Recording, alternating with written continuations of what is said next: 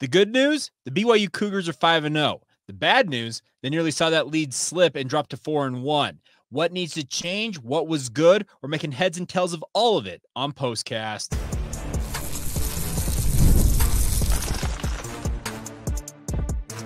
You are Locked On Cougars, your daily podcast on the BYU Cougars. Part of the Locked On Podcast Network, your team every day.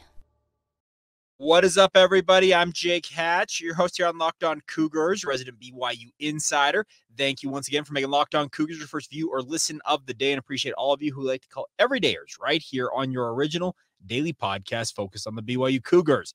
This is POSTCAST, breaking down everything that happened for BYU as they are now 5-0 on the season. Yes, the BYU Cougars are undefeated still, and those of you who may have taken advantage of an offer from our friends at FanDuel in the preseason with a certain over-under win total for BYU, which was set at 4.5, have already cashed the over. So congratulations to those of you who are smart enough to see this coming, but the BYU Cougars are undefeated. That is the good news.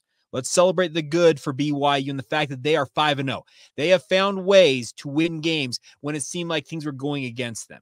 Today was a crazy game. I got to admit it. And BYU made history. Their first ever Big 12 road win. So congratulations to Kalani Sitake and the BYU Cougars on getting off the schneid there. And also their first ever win in Waco against Baylor. They had never won down there in Waco before. So making history along the way. But man, what a tale of two halves it was for BYU. First half, BYU seemingly could do no wrong on offense. Jake Retzlaff was at the peak of his powers, absolutely looked incredible, had a QB efficiency rating north of 200. Anything north of 200, I think it's like 2 and change is a perfect rating. It's pretty darn close to a perfect rating. He was absolutely balling out, and BYU rolled out to a 21-0 lead, led 28-7. He gets BYU in position for Will Ferrin to hit a career-long 54-yard field goal just before halftime. Things are going good for BYU at halftime. They're up 31-14, and you're thinking, all right, they come out, punch these guys in the mouth one more time, and maybe, just maybe, BYU rolls to a victory. That was not the case. I got to give mad credit to Dave Aranda and the Baylor Bears. They made BYU work for everything in this game. Had the ball bounced a few different ways, they very well may have stolen this game. It was trending that way. But the embattled BYU defense in this game, and I say embattled because they had their worst performance of the season by a long margin, and that's a credit once again to Baylor for making it tough on them. They found ways to start the game and finish the game the way they needed to. Remember, Blake Mangelson, the very first play from scrimmage for Baylor, ball tipped by John Nelson, settles right into the hands of Blake Mangelson, set BYU up perfectly. To end the game, Crew Wakley ends up getting an interception to seal the win for BYU. So everything in between those two plays, yes, it was a struggle for BYU. They gave up 387 yards in this game, 324 of them through the air.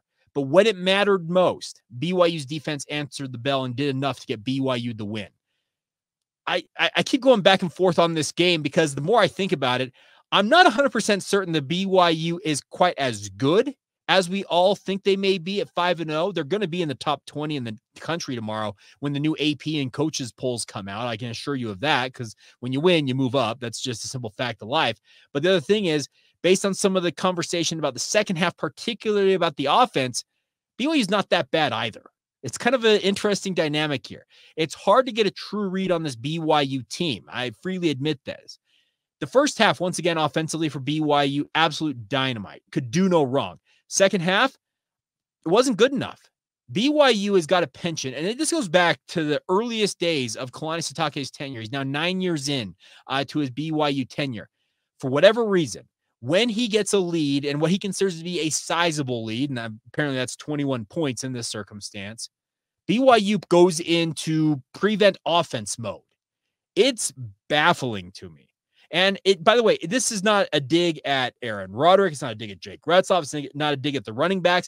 It is a team-wide issue. It goes right to the top. Kalani Sitake has got to answer for this, and I plan on asking him about it if somebody else doesn't beat me to it in his Monday press conference, as to why BYU was so GD conservative on offense in that second half. They went into a clamshell and refused to unlock themselves.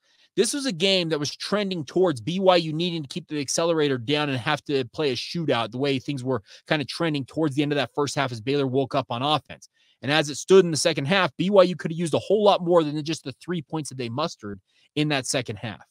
They have got to learn to keep the pedal down and just drive through the finish. You get up by like 5 touchdowns, sure, take your foot off the accelerator a little bit. But man, I saw some comments on social media about I've never felt more nervous up 21 points than I do when watching BYU. I cannot freely acknowledge that that's got to be a realistic feeling for all of you out there, because it is. BYU takes their foot off the accelerator and goes into, I like to call it prevent offense. And we all hear about all the time, you go into prevent defense, all it does is prevent you from winning. Well, the prevent offense nearly prevented BYU from winning this football game. So yes, there's egg on the face of Jake Retzlaff. Some very poor decision-making. Obviously, 2 interceptions in the second half. That's not good enough. He looked like a shell of what he was in the first half. There's egg on the face of Aaron Roderick, some play calling. I get all that. And there's probably egg on the face of guys like Kalani Sitake as well, who I've got to acknowledge this. Kalani's got to be encouraging his offense. Hey, guys, run the ball, shorten this game. Let's end it. Let's get out of here with a victory. That's part of the issue, I think, for BYU is it literally goes to the top. They did enough. They did enough to get the win, and you got to acknowledge the fact that BYU's 5-0. But there are still flaws with this team. It seems like every time I think I've got BYU pinned down as to the identity of this team, what I expect from them, what I think they're going to do, something else pops up. BYU is incredible defensively against the run today. They limited Baylor to 28 carries for 63 yards. That is 2.3 yards per carry. That is an incredible number. I wouldn't have guessed going into this game that Sawyer Robertson was going to go 27 of 48, 324 yards, 3 touchdowns, 2 interceptions. That's an incredible stat line for a guy of his caliber because he is considered to be a game manager type quarterback. He made BYU pay with some pinpoint accurate throws. Also some throws, once again, that interception to start the game, and more importantly, the one that ended up ending the game that Crew Wakley picked off, poor throws. I can't absolve Jake Retzlaff, though. He ends up 17 of 31, 216 yards, 2 touchdowns, 2 interceptions. Funny enough, Sawyer Robertson had the better QB efficiency rating, 125.2 against 121.8 for Jake Retzlaff. The BYU did enough. They ran the ball well, 37 carries, 151 yards, 4.1 yards per carry. Jake Retzlaff remains BYU's leading rusher in the game and also on the season. He went for 6 for 53, averaging 8.8 yards per carry. Enoch Nawahine, 19 for 51, averaging 2.7. He got helped out by Sam Vander Haar, by the way, who's the special teams MVP. Sam Vander Haar, what a stud he was. 22-yard pickup on that fake punt, and then obviously boots a 70-yard punt that really flipped the field for BYU in a critical situation. I've got no problem saying that he was special teams MVP today.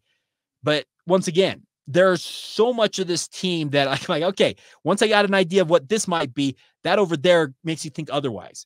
This is a team that, despite its flaws, and there are absolute flaws there. Once again, Kalani Sitake, Aaron Roderick, Jay Hill's got to wear some egg on his face for his defense not performing the way that they do. All the players, both offensively and defensively, had their foibles in this.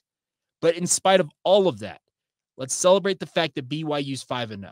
That is to be celebrated. They are a good team according to record. They're still firmly in the Big 12 race. And you're 5-0, 2-0, you're doing great. Ask Oklahoma State, ask Kansas, 2 of the teams that were considered to be the best teams in the conference going into this season. Ask them how they feel right now, as both of them, if I'm not mistaken, are now 0-2 in the conference. I think Kansas is 1-4. Oklahoma State, they're mid at best. This is a good team, speaking of BYU, as they continue once again to find ways to win. Good teams find ways to win. Bad teams find ways to lose. And BYU, well, I think based on today, we can say they're a good team because they just simply found a way to win. We hear it a lot in March Madness when it comes to college basketball, survive and advance. This game, it's a survive and advance game for BYU.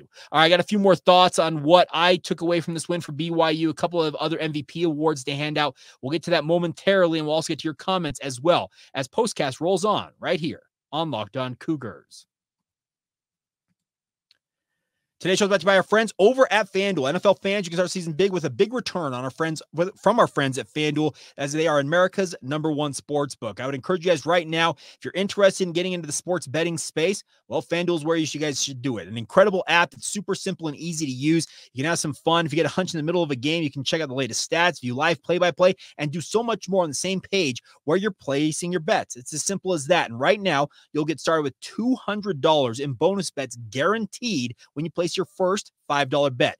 $5 bet, $200 in bonus bets guaranteed from our friends at FanDuel. It's an incredible offer. Take advantage of it now. Go to FanDuel.com to get started today. Once again, $200 in bonus bets with a $5 bet. Courtesy of your friends over at FanDuel. They are America's #1 sports book.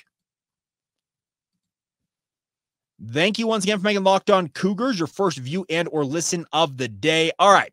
So the BYU Cougars sit at 5-0 in spite of themselves to some degree, but there are guys who continue to emerge and show their worth for this BYU football program. I want to talk about BYU safety tandem. Tanner Wall and, more importantly, Crew Wakley in this game were absolutely insane. I was very impressed with the fact that BYU's starting safety tandem are both walk-ons with the BYU football program. Both Crew and Tanner are walk-ons, and they have run past everybody else on that depth chart to end up as the starting safeties for BYU. And once again, they showed their worth in this game. Crew Wakley, I don't think you can argue anybody else is deserving of defensive MVP in this game. If you guys, by the way, you guys have nominations for these, feel free to drop them in the show notes. We'll react to it. But I thought that Crew Wakley was absolutely nuts in this game. 4 tackles in the game, tied for this team high for BYU. All 4 of his solo tackles has a sack, a tackle for loss, and an interception. He wins the game with his own pick. He had a big sack earlier in the game on a zone blitz. There's no way you can take MVP away from Crew Wakley in this, but I absolutely love what I saw from BYU's defense when it came to the final moments of this game. Jay Hill had been scheming stuff all game long. Try and zone, try and man press, try and quarters. He tried every defensive adjustment he could, and Baylor continued to find answers to their puzzle, speaking of the BYU defense. But what I liked late in the game is BYU finally started finding the combination of pass rush and also in the secondary, and I think it's because the rotation was tightened down. I don't mean anything bad by this, but when you've got true freshmen on the field on defense, they're going to get victimized. 2 of the touchdowns for Baylor in this game were one-on-ones with Tommy Prasis as well as Trey Alexander. Both of them flash major potential, but they were victimized in this game, and I think it's due to inexperience. BYU late in the game, it felt like, put their better players on the field, their more experienced players, maybe I should say more experienced players, and it benefited them as they found a way to get out of this game with a win. Youth and inexperience is going to cost BYU if they continue to have as big a rotation as they do on defense. I am seeing them go 6 and 7 guys deep at safety right now. I've said it before. I'll say it again. I think it needs to be tightened down to 3 or 4 guys. Is that going to hurt feelings for some people who may get cut out of their playing time? Yes, it's probably going to hurt some feelings. But if you want results, you got to have more continuity, it feels like. It's kind of the same way at linebacker. Now, linebacker got thinned out due to injury. We need to talk about injuries here momentarily. But you got to find your best combination of, I feel like, 6 guys. You have 3 linebacker positions. You got to find your best combination of 6 guys. And if injury changes that, sure, you shuffle it a bit. But you find your best 6, and they're your 6 that you rotate. It's the same thing on defensive line. I just feel like the rotations, the mass rotations, just aren't getting it done for BYU right now. I mentioned injuries. BYU's list is extensive in this game. It was the most in-game injuries by far this season, and it's a lengthy one. I'm going to pull it up here, and names that I wrote down. I put this on our Locked On Cougars Twitter feed.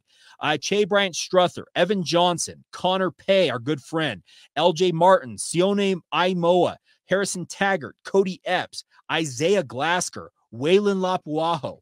All those guys either were injured coming into the game, got injured during the game and came back, or got injured and did not return. BYU, maybe for the first time in quite some time, has a bye week arriving at the perfect time. That is a laundry list of injuries. And that doesn't even count guys who may have had bumps and bruises that may have put them on the injury list that didn't pop up in game. They need time here to heal up for BYU, and they're going to use this bye week, I think, to great effect to do that. Obviously, they'll be practicing, working on schemes, working on tightening things up. Fingers crossed. Like I said, they tighten up the rotation for me, from my perspective on defense. For me, as if I really have any control over that. Yes, do it for me. No, you guys know what I'm saying. We need to see them tighten it down a little bit, but they've also got to prioritize health as well. Keep guys healthy. You have an important 3-game stretch upcoming. BYU and the rest of college football got the unique year where you have the 2 bye weeks built in. They'll play 3 games, Arizona, Oklahoma State, and UCF before the bye week ahead of the Utah game in early November. But this bye week here, with that list of injuries, yeah, you got to get guys healthy. Kalani Sitake said that LJ Martin should be available after the bye. He can't come back fast enough. Obviously, it's a positive in a way that BYU has 5 backs who have been able to take reps for BYU, but you need your bell cow. He said it in the post-game interviews with, I think, Greg Wrubell and Hans Olsen. LJ is our guy. That, I think, was the direct quote he used, and for good reason. LJ is a thoroughbred. He is far and away the best back on BYU's roster, and fingers crossed he's back healthy when BYU gets back after the bye week. But everybody else on that list, injury-wise, has a critical and important role for BYU, and you need them back on the field ASAP. Those of you who are probably inevitably going to ask, well, Jake, you know Connor, what's the latest? Heard nothing. And I don't know if that's good or bad. It was cool to hear, and I'm going to plan on asking him about this when we talk with him this week on the podcast, that Elder Ronald A. Rasband of the Quorum of the 12 Apostles for the Church of Jesus Christ of Latter-day Saints was in attendance down there and actually went into the locker room and gave Connor a blessing, a priesthood blessing. That's a pretty cool thing. I can say that just objectively, that's a cool thing. The leader of the church, one of the more powerful individuals in all the church, went into the locker room and placed his hands on the head of a guy like Connor Pay in the midst of a game. That's pretty unique stuff that you'll only get, it feels like, at BYU. So, yeah, injuries obviously are a concern for BYU. So I said my special teams MVP, Sam Vander Haar, defensive MVP, Crew Wakley. Jake, who's your offensive MVP? It kind of got lost in all of this because the second half was so bad offensively. It was objectively an awful half of football as juxtaposed with how good the first half was for BYU. It's absolutely incredible to consider the first 30 minutes offensively against the final 30 minutes. The final 30 minutes, brutal stuff. Like I said, nobody should be feeling good about that second half. But in the first half, BYU was dynamite, and I'm giving it to Darius Lassiter. Targeted 13 times. 8 of those he caught. He did have 2 big drops, but he ends up with a career-high 120 yards receiving and a touchdown. He was absolutely awesome, objectively, for Darius Lassiter. He's my offensive MVP. 8, 120, long of 44, targeted 13 times, 46 yards after contact. Just incredible stuff. And like I said, the 2 drops, those hurt because had he caught those 2 passes, those were marked as drops, he's probably up over 140, 160? So he was so close to having an absolutely insane game, but I think he's the offensive MVP. There's no doubt about that. Other guys I should give a shout out to. Shout out to guys like Sawyer. We have not seen Sawyer play a lot recently, but when Harrison, by the way, I mentioned Harrison Taggart. He goes down. Sawyer, I thought, stepped in just fine. Blake Mangelson deserves a shout out for his interception. He actually tied. We have, I think, 6 guys who tied for the team high in tackles today. Mark Collins, Crew Wakley, Isaiah Glasser, Tyler Batty, Blake Mangelson, John Nelson. Actually, 7. No, that's 6 guys. Okay, that's 6. So 6 guys tied with 4 tackles. Blake Mangelson is a shout out for his interception. I also thought guys that stood out to me, Isaiah Moa, he absolutely fits in at linebacker. I had major question marks when they moved him to linebacker from defensive line this year, but he's been very, very good in that spot. Mark Collins, I thought, was very solid for BYU defensively. On offense, I know that the stats aren't going to wow you, but I thought guys like Pokai Haunga continue to flash what his potential is going to be for BYU. He ended up with 7 for 21, an average of 3 yards per carry. So I thought very healthy average there. Chase Roberts deserves a little bit of a shout out as well. He ended up having a touchdown in this game. No, he did not. It was actually, no, he did not have the touchdown. Wow, I screwed that up. That was actually Miles Davis. I apologize. Wow, I screwed that one up. But I really, overall, I don't want to be too down on BYU, but there are flaws with this team. That second half offensively, it was a craptastic result. I use that term with my kids at times, craptastic. And that's what it was in the second half for BYU. And they've got to shore some things up. There's no doubt about it. But in spite of, once again, all those flaws, they're 5-0. So I think we can celebrate that fact. So once again, MVPs, Sam Vander Haar special teams, Crew Wakley defense, Darius Lassiter offense. Let me know if I'm up in the night with those three or any else you'd like to nominate for that. All right, it is your time to shine. You, the listeners, weigh in with your thoughts. Our Locked On Cougars Insider group obviously gets priority in this instance in terms of their feedback on the game, and we'll get into that as we roll on right here on Locked On Cougars. Today's show is brought to you by our friends over at Game Time. Now, Game Time is here for you guys to get you out to the events you want to go to, whether it's sports, music, comedy, theater, whatever you're into, concerts and the like. They've got the tickets for you guys. The best part is they got an incredible feature called Game Time Picks. It filters out all the fluff to show only incredible deals on great seats. You don't have to waste time searching through thousands of tickets to find the right option for you guys. My favorite part of the Game Time app, I talk about it all the time, is the all-in pricing. I am so sick of being on a ticket website where I pick tickets, think I'm getting a great deal, and all of a sudden I get hit with a zillion different fees at the end, and it more than seemingly doubles my price. You toggle the all-in pricing feature on Game Time. You see exactly what the price is with all of the fees. You know exactly what it is right there. So check it out, my friends. Take the guesswork out of buying your tickets today and download the Game Time app today. Create an account and use the promo code LOCKEDONCollege for $20 off your first purchase. Terms apply. Again, create an account, redeem the promo code LOCKEDONCOLLEGE. That's LOCKEDONCollege for $20 off. Download Game Time today, excuse me. What time is it? It is game time. Thank you once again for making Locked On Cougars your first view or listen of the day. Hope you're doing well on this Saturday evening. All right, it is your time to shine. And by the way, if you're not a member of the Locked On Cougars Insider Group, why aren't you? Join us today. Get the inside scoop on all things BYU. I'm hearing in the form of a text message sent directly to your phone. You get a 14-day free trial to see if it's the right option for you, and just $5 a month afterwards to support the show. And then once again, get the inside scoop on all things Cougars. All right, let's get to your guys' comments. Let's start off with this.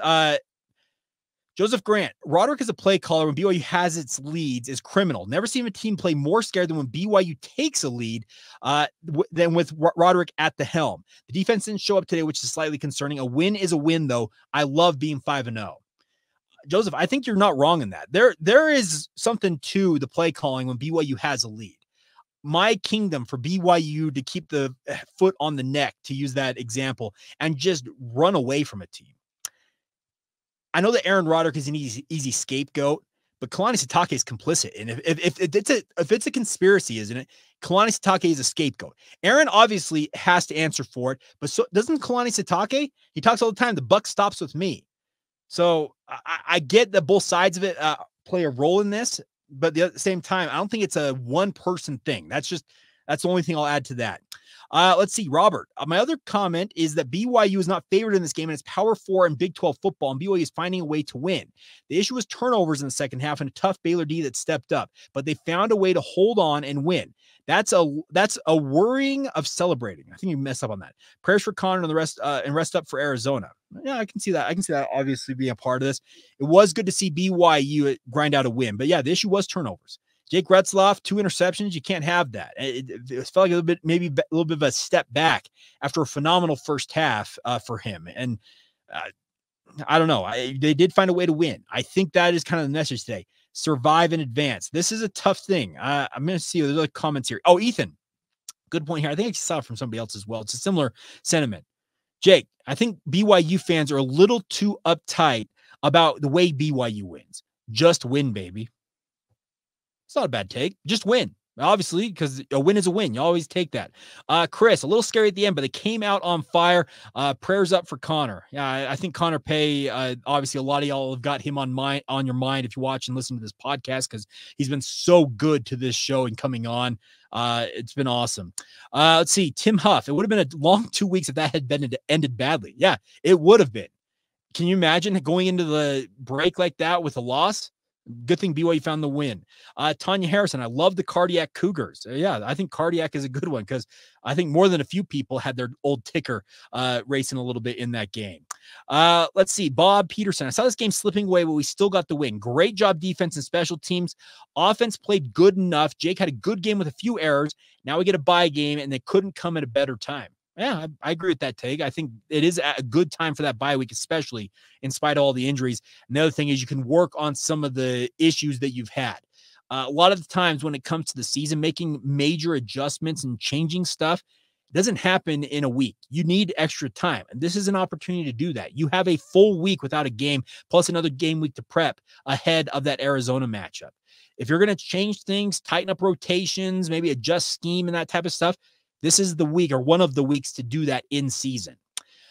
John, here, that's a good one. I think BYU will finish 10-2. Would that be enough to play in the Big 12 conference game is the big question. They finished 10-2, depending on who the two losses are against, they can find themselves in the mix because they hold a tiebreaker over Kansas State, which if you missed it, Kansas State took Oklahoma State to the woodshed. So congratulations to them. But let's say the losses are to the likes of Utah potentially. And I don't mean that I'm not saying the BYU is going to lose to Utah, but if they lose to Utah and let's say something like Colorado, they don't play Colorado, but Iowa State, for example. Those could be the ones that would hurt. No, they didn't play Iowa State, do they? Man, I am screwing this up, so I apologize. But you get what I'm talking about. It depends on where the losses were to come. Austin, I love Coach Sitake. One thing I've noticed since he took over as head coach at BYU is we have struggled to hold on to leads in games to get up by a few scores early. We get up by 21 points, and it feels like much of the time we slip into way too conservative play calling, and we almost end up losing the game. We don't find a balance of conservative and keeping the game out of reach. I'm telling you, Austin, I got the same thought today. It's really, really crazy that BYU won't just boat race a team. Is it the fact that they get too complacent? Is it the fact that Kalani Sitake is ultra conservative? He wants to just sit on the lead? I don't know, but I'm with you. I want to see BYU boat race some of these teams. It's a tough level BYU is competing at, and they're competing at a very high level right now, considering they're at 5-0 and 2-0 in the conference. They're in an elite position almost in spite of themselves, it feels like. Let's see. Hunter, Jake made good decisions other than his first interception. Also had some bad drops by his receivers when he was trying to get hot again. I said the defense was tested and injuries started to show. Worried that it might catch up with us later in the year. It's a valid concern. And then a great start, but we went away from the good deep passes and tried to be passive to run time off of the clock. Okay. I can understand what Hunter's trying to get across there. A little too passive. That's a good term there. And yes, the defense was tested. Injuries did crop up. They need to get healthy because at this time last year, remember, it was kind of that Kansas game. BYU injuries started to crop up, and October was a really, really bad month for BYU. And that's kind of been an issue for BYU under Kalani Sitake is October usually have a bit of a swoon with the schedule. Kent, the fake punt was awesome. No doubt. The time to call that was perfect. The execution of it was absolutely incredible. So congratulations to Sam Vander Haar and the BYU special teams. They continue to be a weapon for BYU. Remember, 2 games ago, it's a kick return for a touchdown. Last week, obviously, the punt return, which both good and bad there, but it's a punt return for a touchdown that helps in a blowout win. And then this week, a 70-yard flip the field punt from Sam Vander Haar, as well as that fake punt. Great times to roll that stuff out and obviously have them executing. That's a positive thing. Bryant, overall a good win. First Big 12 road win and a win since the sun is up. It was 0-10. BYU done 10 straight games with a pre-5 o'clock Mountain Time kick. It says got ugly towards the end, but 5-0 is 5-0. Bye week comes at a good time. We got to beat up pretty good today. Hopefully the injuries to Pay, Epps, and the others are minor. We'll be able to go in a couple of weeks. Go Cougs.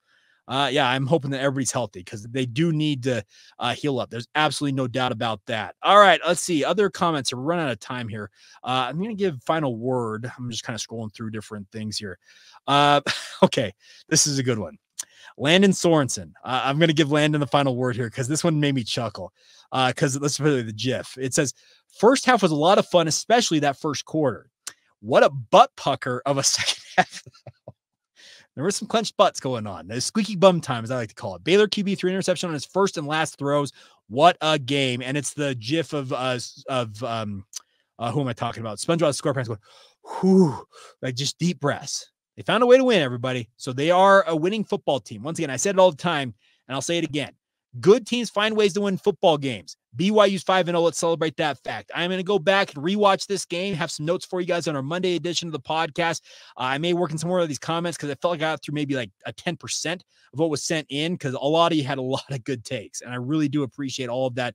But yeah, it was a crazy thing. All right, one more real quick. Jake, I am as happy as can be. BYU is 5-0. The post-game shows a bunch of people, I think it's talking about BYU TV. It says a bunch of people crying that we let Baylor back in the game. What did they think Baylor was going to roll over? ? Great win. Really excited for the season. By the time we play Arizona, I bet we are 12th in the country. Woo! Dave calling his shot, 12th in the country. Now, teams in front of you have to lose, obviously, but BYU will sit on a bye, and if teams start to lose games, they can see themselves sailing up the rankings. There's no doubt about that. So, yeah, once again, BYU's 5-0. We'll have more on this on our Monday edition of the podcast, and man, it's a bye week, so we have plenty of time to break this down. So, bear with me. I'm going to go through more of those comments probably on our Monday edition of the show. We'll dig into more into that. We'll have some fun during the bye week, maybe talk some extra basketball type stuff because BYU football's off, but we have got plenty for you guys. So thank you as always for you guys' support of the podcast. I always finish the show this way as we always do. Thank you for making it your first view or listen of the day. Thank you to all of you who are everydayers. And once again, this has been a postcast edition of Locked On Cougars.